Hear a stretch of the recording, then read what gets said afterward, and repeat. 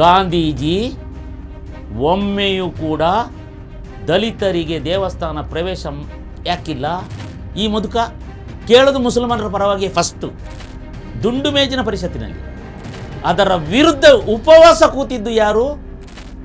ಮಹಾತ್ಮ ಗಾಂಧಿ.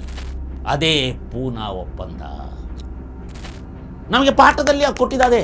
ಅದೇ ಸಭೆಯಲ್ಲಿ ಇದ್ರಲ್ಲ, ಅಷ್ಟು ಇದ್ವತ್ತು ಗಾಂಧಿಗಿರಲಿಲ್ಲ. ಗಾಂಧೀಜಿ ಫೇಲ್ಡ್ ಲಾಯರ್, ಒಂದು ಕೇಸು ಗೆದ್ದಿಲ್ಲ ಮಹಾತ್ಮ ಗಾಂಧಿ. ಇದು ಗೊತ್ತಾ ನಿಮಗೆ? ಅವ್ರು ಯಾಕೆ ಈ ಕೋರ್ಟನ್ನು ಕಳಚಿಟ್ಟಿದ್ದು? ಇಡೀ ಭಾರತದಲ್ಲಿ ದಯವಿಟ್ಟು ಹೇಳಿ ಮಹಾತ್ಮ ಗಾಂಧಿ ಗೆದ್ದ ಕೇಸು. ಸೊ ಇತ್ತು ಅವರಲ್ಲಿ ಈ ಹೋರಾಟದ ಮನೋಭಾವ ಮತ್ತು ತ್ಯಾಗದ ಮನೋಭಾವ ಎಲ್ಲ ಇತ್ತು. ಆದರೆ ಸ್ವಾರ್ಥಿ, ವಂಚಕ ಇದು ಇತ್ತು ಅಂತ ಹೇಳೋದನ್ನು ಹೇಳಿದರೆ ಯಾರೂ ಕೋಪ ಮಾಡಿಕೊಳ್ಬಾರ್ದು. ಯಾಕಂದರೆ ಆರ್ಟಿಕಲ್ 19 ಫ್ರೀಡಮ್ ಆಫ್ ಸ್ಪೀಚ್ ಹೇಳಿದೆ.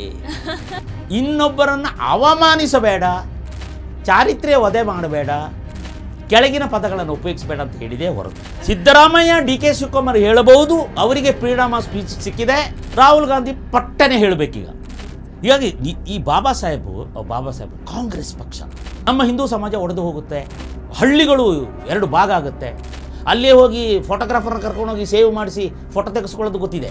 ಇದರ ವಿರುದ್ಧ ಹೋದಾಗ ಇಡೀ ಒತ್ತಡ ಹೇರಿ ಅಂಬೇಡ್ಕರನ್ನು ಇನ್ನೇನಿಲ್ಲ, ಇವರು ಸತ್ತೋಗ್ತಾರೆ ಗಾಂಧಿ, ಅವರು ನನ್ನ ದಲಿತರನ್ನು ಬಲಿ ಕೊಟ್ಟು ನಿಮ್ಮ ಜೀವಕ್ಕಾಗಿ. ಪೂನಾ ಒಪ್ಪಂದ ಏನಂದರೆ ಮೀಸಲಾತಿಯನ್ನು ವಿರೋಧಿಸಿ ಗಾಂಧೀಜಿ ಕೂತ ಚಳುವಳಿ. ನಮ್ಮ ಮೊದಲ ಶಿಕ್ಷಣ ಮಂತ್ರಿ ಮೌಲಾನಾ ಅಬ್ದುಲ್ ಕಲಾಂ, ಅಲ್ಲಿಂದ ಸೀರಿಯಲ್ 6 ಜನ ಶಿಕ್ಷಣ ಮಂತ್ರಿಗಳು ಮುಸಲ್ಮಾನರು.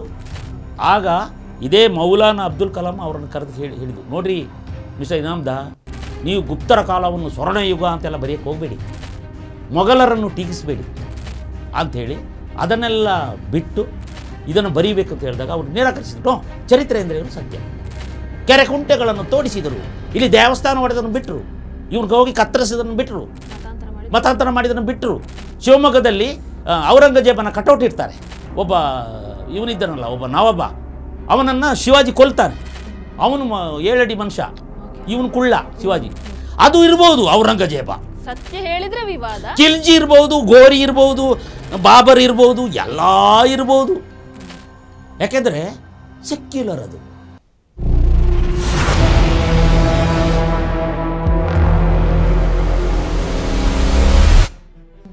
ಆಗ ಕೇಳಿದರು ಬಾಬಾ ಸಾಹೇಬನನ್ನು, ನೀವು ಯಾಕೆ ಸ್ವಾತಂತ್ರ್ಯ ಚಳವಳಿಯಲ್ಲಿ ಇಲ್ಲ?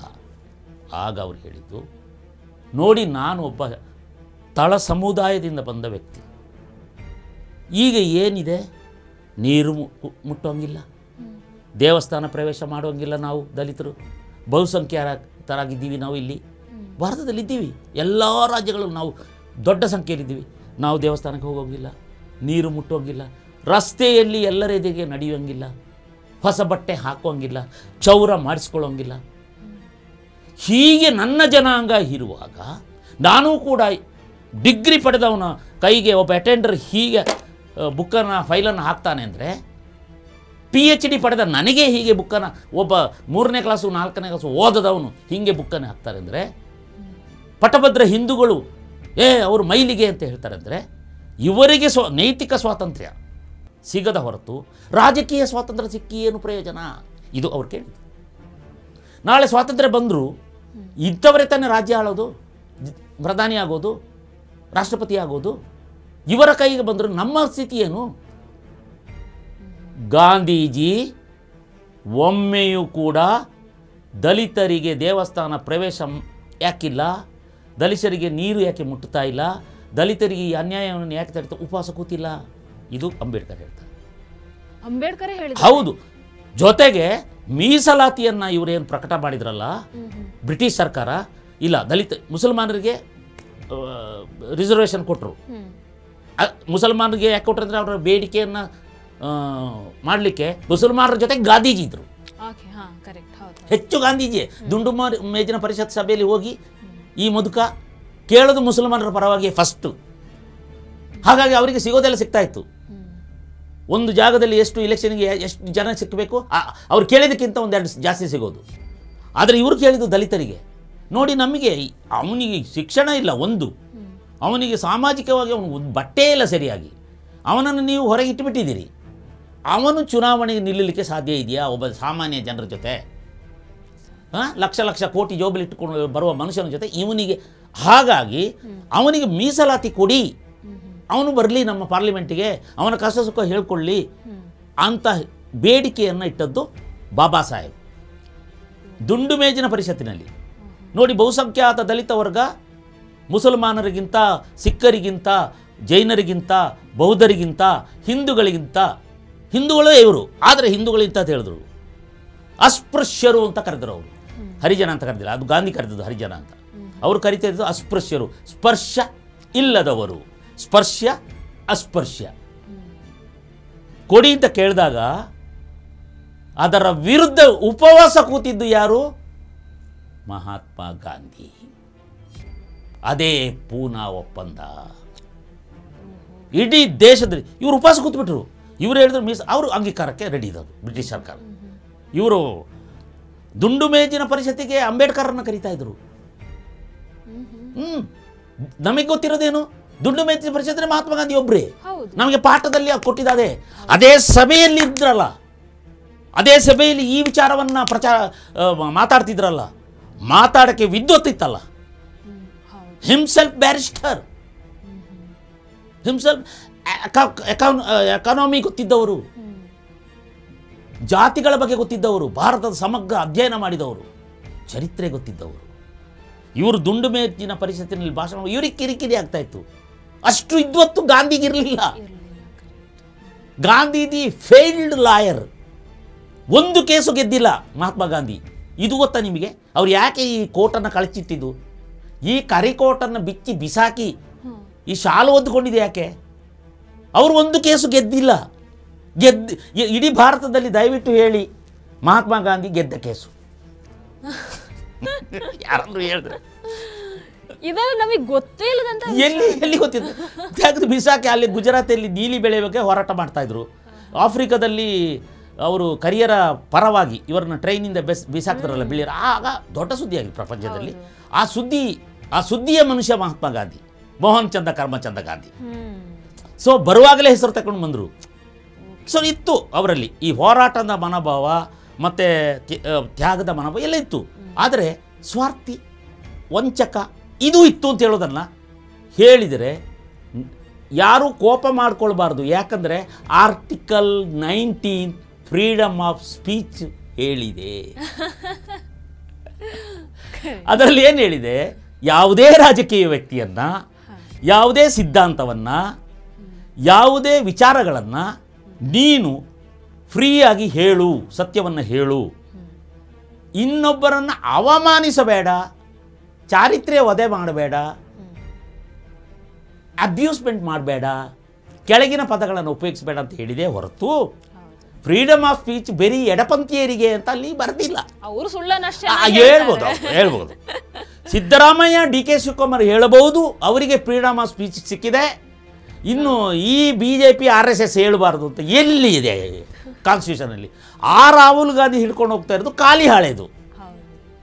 ಆದರೆ ಅವರು ಓದೇ ಇಲ್ಲ. ರಾಹುಲ್ ಗಾಂಧಿ ಪಟ್ಟನೆ ಹೇಳಬೇಕೀಗ ಫ್ರೀಡಮ್ ಆಫ್ ಸ್ಪೀಚ್ನ ಆರ್ಟಿಕಲ್ ಯಾವುದು ಅಂತ ಪಟ್ಟ ಹೇಳಬೇಕು. ಪುಸ್ತಕ ನೋಡದೆ ನಾನು ಹೇಳ್ತೀನಿ, ಅವ್ರಿಗೆ ಗೊತ್ತಿಲ್ಲ, ಅವರು ಅವರ ನಾಯಕ. ಹೀಗಾಗಿ ಈ ಬಾಬಾ ಸಾಹೇಬ್ ಕಾಂಗ್ರೆಸ್ ಪಕ್ಷ ಎಷ್ಟು ಅವಮಾನಿಸಿದೆ ನೋಡಿ. ಈ ಮನುಷ್ಯ ದಲಿತರ ಬಗ್ಗೆ ಹೋರಾಟ ಮಾಡುವಾಗ ದೊಡ್ಡ ಆಂದೋಲನ, ದೊಡ್ಡ ಸಂಚಲನ, ಬ್ರಿಟಿಷರಿಗೆ ಅನಿಸ್ಬಿಡ್ತು. ಹೌದಲ್ವಾ, ನಿಜ ಅಲ್ವಾ ಇದು ಅಂತ ಹೇಳಿ ಅವರು ಇದನ್ನು ಕೊಡ್ಲಿಕ್ಕೆ ತಯಾರಾದರು. ಮೀಸಲಾತಿ ಕೊಡಿ, ಚುನಾವಣೆ ನಿಲ್ಲಲಿಕ್ಕೆ, ಇನ್ಯಾವುದಕ್ಕಲ್ಲ, ಫಸ್ಟ್ ಚುನಾವಣೆ ನಿಲ್ಲಲಿಕ್ಕೆ. ಆಗ ಅದನ್ನು ವಿರೋಧಿಸಿ ಇವರು ಉಪವಾಸ ಕೂತರು. ಇವರಿಗೆ ಅದಕ್ಕೆ ಕಾರಣ ಕೊಟ್ಟರು. ಏನು? ನಮ್ಮ ಹಿಂದೂ ಸಮಾಜ ಒಡೆದು ಹೋಗುತ್ತೆ, ಹಳ್ಳಿಗಳು 2 ಭಾಗ ಆಗುತ್ತೆ. ಹಳ್ಳಿಗಳು ಭಾಗ ಆಗಿ ಅವರನ್ನು ಕೇರಿಯಲ್ಲಿ ಮೂಲೆ ಇಟ್ಟಿದ್ದು ಗಾಂಧಿ ಗೊತ್ತಿಲ್ಲ. ಅಲ್ಲೇ ಹೋಗಿ ಫೋಟೋಗ್ರಾಫರ್ನ ಕರ್ಕೊಂಡೋಗಿ ಸೇವ್ ಮಾಡಿಸಿ ಫೋಟೋ ತೆಗೆಸ್ಕೊಳ್ಳೋದು ಗೊತ್ತಿದೆ. MGR ತಬ್ಕೊಂಡು ಫೋಟೋ ತೆಗೆದು ಹಿಂಗೆ ತೆಗೆದುಕೊಂಡು ಕೊಡ್ತಾ ಹಾಗೆ ಮಹಾತ್ಮ ಗಾಂಧಿ ಬ್ಲೇಡ್ ತಗೊಂಡೋಗಿ ಸೇವ್ ಮಾಡೋ ಫೋಟೋಗ್ರಾಫರ್ ಕರ್ಕೊಂಡೋಗಿ ಅದು ಗೊತ್ತಿದೆ. ಹಾಗಾದರೆ ಒಂದು ಹಳ್ಳಿಯಲ್ಲಿ ಹರಿಜನ ಕೇರಿಯೇ ಅಂತ ಬೇರೆ ಮಾಡಿದ್ದು ಅದು ಹೋಳಲ್ವಾ? ಮೀಸಲಾತಿ ಕೊಟ್ಟುಬಿಟ್ರೆ ಹೋಳಾಗುತ್ತಾ? ಇದರ ವಿರುದ್ಧ ಹೋರಾಡುವಾಗ ಇಡೀ ಒತ್ತಡ ಹೇರಿ ಅಂಬೇಡ್ಕರನ್ನು ಇನ್ನೇನಿಲ್ಲ, ಇವರು ಸತ್ತೋಗ್ತಾರೆ, ಗಾಂಧಿ 20 ಡೇಸ್ ಆಗೋಯ್ತು, ಇನ್ನು 1 ದಿವಸದಲ್ಲಿ ಸತ್ತೋಗ್ತಾರೆ, ನೀವು ಬನ್ನಿ ಕಾಂಪ್ರಮೈಸ್ ಮಾಡಿ, ನೀವು ಒಪ್ಕೊಳ್ಳಿ, ಮೀಸಲಾತಿ ಬೇಡ. ಅವರನ್ನು ಹಿಂಸೆ ಮಾಡಿ ಎಲ್ಲರೂ ಅಲ್ಲಿಂದ ಅವರು ಪಟೇಲರಾದಿಯಾಗಿ ಅವ್ರನ್ನ ಹಿಂಸೆ ಮಾಡಿ ಬಂದು ಅವರು ಆಯಿತು, ಅವರು ನನ್ನ ದಲಿತರನ್ನು ಬಲಿ ಕೊಟ್ಟು ನಿಮ್ಮ ಜೀವಕ್ಕಾಗಿ ನಾನು ನಿಮ್ಮ ಇದನ್ನು ನಾನು ಕೈ ಬಿಡ್ತೇನೆ ಅಂತ ಹೇಳಿದ್ರು. ಅಲ್ಲಿ ಅಂದರೆ ಒಂದು 5 ಕ್ಷೇತ್ರ ಸಿಕ್ಕುವಲ್ಲಿ 1 ಕ್ಷೇತ್ರ ಅಂತ ಹೇಳುವ ಒಪ್ಪಂದ, ಸುಮ್ಮನೆ ಹೆಸರಿಗೆ. ಅಲ್ಲಿ ಅವರು ಆ ಪೂನಾ ಒಪ್ಪಂದ ಅಂತ ಒಂದು ಆಯಿತು ನೋಡಿ, ಚಾರಿತ್ರಿಕ ಒಪ್ಪಂದ ಅದು ಪೂನಾ ಒಪ್ಪಂದ ಏನಂದರೆ ಮೀಸಲಾತಿಯನ್ನು ವಿರೋಧಿಸಿ ಗಾಂಧೀಜಿ ಕೂತ ಚಳುವಳಿ. ಅಲ್ಲಿ ಮದನ್ ಮೋಹನ್ ಮಾಳವೀಯ ಹಿಂದೂಗಳ ಪರವಾಗಿ, ದಲಿತರ ಪರವಾಗಿ ಬಾಬಾ ಸಾಹೇಬ್ ಅಂಬೇಡ್ಕರ್ ಸಹಿ ಹಾಕ್ತಾರೆ. ದಟ್ ಈಸ್ ಕಾಲ್ಡ್ ಪೂನಾ ಒಪ್ಪಂದ. ಎಲ್ಲಿ ನೀವು ನಮಗೆ ಬೋಧಿಸಿದ್ದೀರಿ ಇದನ್ನು? ನಮ್ಮ ಟೆಕ್ಸ್ಟ್ ಬುಕ್ಕಲ್ಲಿ ಎಲ್ಲಿ ಬೋಧಿಸಿದ್ದೀರಿ? ಯಾರ ತಲೆಗೆ ಅಟ್ಟಿರಿ? ನೋಡಿ ಮೇಡಮ್, ನಮ್ಮ ಮೊದಲ ಶಿಕ್ಷಣ ಮಂತ್ರಿ ಮೌಲಾನಾ ಅಬ್ದುಲ್ ಕಲಾಂ, ಅಲ್ಲಿಂದ ಸೀರಿಯಲ್ 6 ಜನ ಶಿಕ್ಷಣ ಮಂತ್ರಿಗಳು ಮುಸಲ್ಮಾನರು. ನಮ್ಮ ಒಬ್ಬ ಗ್ರೇಟ್ ಹಿಸ್ಟಾರಿಯನ್ ಇದ್ದರು, ಇರು ಇನಾಮ್ದಾರ್, RC ಇನಾಮ್ದಾರ್, ಅವರು ದೊಡ್ಡ ಚರಿತ್ರೆ, ಅವರು ಪಠ್ಯಪುಸ್ತಕಗಳ ರಚನೆಗೆ ಸಿದ್ಧರಾಗಿದ್ದರು. ಸ್ವಾತಂತ್ರ್ಯ ಬಂದ ತಕ್ಷಣ ಆಗಬೇಕಲ್ವ, ಯೂನಿವರ್ಸಿಟಿಗಳಿಗೆ ಶಾಲಾ ಕಾಲೇಜುಗಳಿಗೆ ಪಠ್ಯಪುಸ್ತಕ ಬೇಕಲ್ಲ. ಆಗ ಇದೇ ಮೌಲಾನಾ ಅಬ್ದುಲ್ ಕಲಾಂ ಅವರನ್ನು ಕರೆದು ಹೇಳಿದ್ದು, ನೋಡ್ರಿ ಮಿಸ್ಟರ್ ಇನಾಮ್ದಾ, ನೀವು ಗುಪ್ತರ ಕಾಲವನ್ನು ಸ್ವರ್ಣಯುಗ ಅಂತೆಲ್ಲ ಬರೆಯೋಕ್ಕೆ ಹೋಗಬೇಡಿ, ಮೊಘಲರನ್ನು ಟೀಕಿಸಬೇಡಿ ಅಂಥೇಳಿ ಅದನ್ನೆಲ್ಲ ಬಿಟ್ಟು ಇದನ್ನು ಬರೀಬೇಕಂತ ಹೇಳಿದಾಗ ಅವರು ನಿರಾಕರಿಸಿದ್ರು. ನೋ, ಚರಿತ್ರೆ ಅಂದರೆ ಏನು ಸತ್ಯ, ನಾನು ಸುಳ್ಳಾಗಿ ಬರೀಲಿ, ಇಲ್ಲ ಸುಳ್ಳು ಬರೀರಿ. ತಾರಾಚಂದ್ರ ಅವರಿಂದ ಬರೆಸಿದರು, ಸಾಲು ಮರಗಳನ್ನು ನಡೆಸಿದರು ಯಾರು ಮೊಘಲರು, ಕೆರೆ ಕುಂಟೆಗಳನ್ನು ತೋಡಿಸಿದರು, ಇಲ್ಲಿ ದೇವಸ್ಥಾನ ಹೊಡೆದನ್ನು ಬಿಟ್ಟರು, ಇವ್ರಿಗೆ ಹೋಗಿ ಕತ್ತರಿಸಿದನ್ನು ಬಿಟ್ಟರು, ಮತಾಂತರ ಮಾಡಿದನ್ನು ಬಿಟ್ಟರು. ಯಾವ ಸಾಲು ಮರ ನಡೆದಿದ್ರು ಸಾಲು ಮರಗಳನ್ನು ನಡೆಸಿದರು. ಗುಪ್ತರ ಕಾಲದಲ್ಲಿ ರಸ್ತೆ ಬದಿಯಲ್ಲಿ ಚಿನ್ನಾಭರಣಗಳನ್ನು ಮಾರುತ್ತಿದ್ದರು ಅಂತ ಮೌರ್ಯನ ಕಾಲದಲ್ಲಿ. ಅದನ್ನು ಬೋಧಿಸಲಿಲ್ಲ. ನಮ್ಮ ವೀರ ಪರಂಪರೆಯ ರಾಜರ ಕಥೆಗಳನ್ನು ಬಿಟ್ಟರು, ಸೋತ ಕಥೆಗಳನ್ನು ಹೇಳಿದರು. ಅವನು ಬಂದ, ಖಿಲ್ಜಿ ಬಂದ, ಗೌರಿ ಬಂದ, ಗೋರಿ ಬಂದ, ಇನ್ನು ಮಣ್ಣಂಗಟ್ಟಿ ಬಂದ, ಬಾಬರ್ ಬಂದ, ಆದಿಲ್ ಶಾ ಬಂದ, ಎಲ್ಲ ಬಂದ ಬಂದ ಬಂದ ಬಂದ ದೋಚಿಕೊಂಡು ಹೋದಿದ್ದನ್ನು ವಿಜೃಂಭಿಸಿದರು. ವಿಜೃಂಭಿಸಿದರು. ಶಿವಮೊಗ್ಗದಲ್ಲಿ ಔರಂಗಜೇಬನ ಕಟೌಟ್ ಇರ್ತಾರೆ. ಇವತ್ತು ಅಲ್ಲಿ ಎಲ್ಲೋ ದಾವಣಗೆರೆಯಲ್ಲಿ ಒಂದು ಕಟೌಟ್ ಇಟ್ಟರು. ಯಾವುದು? ಇವನ ಔರಂಗಜೇಬನ ಒಬ್ಬ ಇವನಿದ್ದನಲ್ಲ, ಒಬ್ಬ ನವಾಬ, ಅವನನ್ನು ಶಿವಾಜಿ ಕೊಲ್ತಾನೆ. ಶಿವಾಜಿ ಅವನ ವ್ಯಾಘ್ರನಖದಿಂದ ಕೊಲ್ತಾರೆ. ಅವನು 7 ಅಡಿ ಮನುಷ್ಯ, ಇವನು ಕುಳ್ಳ ಶಿವಾಜಿ. ಅವನೇನು ಮಾಡ್ದ, ಇವನು ಹಿಂಗೆ ಹಿಚಿಕಿ ಕೊಂದು ಬಿಡ್ತೀನಿ ಅಂತ ಪ್ಲ್ಯಾನ್ ಮಾಡಿದ್ದ. ಸಂಧಾನ ಕರೆದ, ಅವನಿಗೆ ಗೊತ್ತಿತ್ತು ಶಿವಾಜಿಗೆ ಇವನು ಕಳ್ಳ ಅಂತ. ಅವನು ವ್ಯಾಘ್ರನಖ ಅಂದರೆ ನಖ ಅಂದರೆ ಉಗುರು, ವ್ಯಾಘ್ರ ಅಂದರೆ ಹುಲಿ. ಹುಲಿಯ ಪಂಜದಲ್ಲಿ ಇಟ್ಕೊಂಡು ಅವನು ಹೋಗಿ ತಬ್ಬುವಾಗ ಇವನು ತಬ್ಬ ಅವನು ಹೊಟ್ಟೆಯನ್ನು ಬಗೆದು ಬಿಟ್ಟ. ಇದು ಚಾರಿತ್ರಿಕ ಪಿಕ್ಚರ್. ಆ ಪಿಕ್ಚರನ್ನು ಹಾಕಿದರು, ಅದು ವಿವಾದ. ಹಿಂದೂ ಮುಖಂಡನ ಅರೆಸ್ಟ್ ಮಾಡಿಬಿಟ್ಟಿದ್ದಾರೆ ನೆನ್ನೆ. ಅದು ಇರ್ಬೋದು ಔರಂಗಜೇಬ, ಸತ್ಯ ಹೇಳಿದ್ರೆ ವಿವಾದ. ಖಿಲ್ಜಿ ಇರ್ಬೋದು, ಗೋರಿ ಇರ್ಬೋದು, ಬಾಬರ್ ಇರ್ಬೋದು, ಎಲ್ಲ ಇರ್ಬೋದು. ಯಾಕೆಂದರೆ ಸೆಕ್ಯುಲರ್ ಅದು, ಇದು ಕೋಮುವಾದ.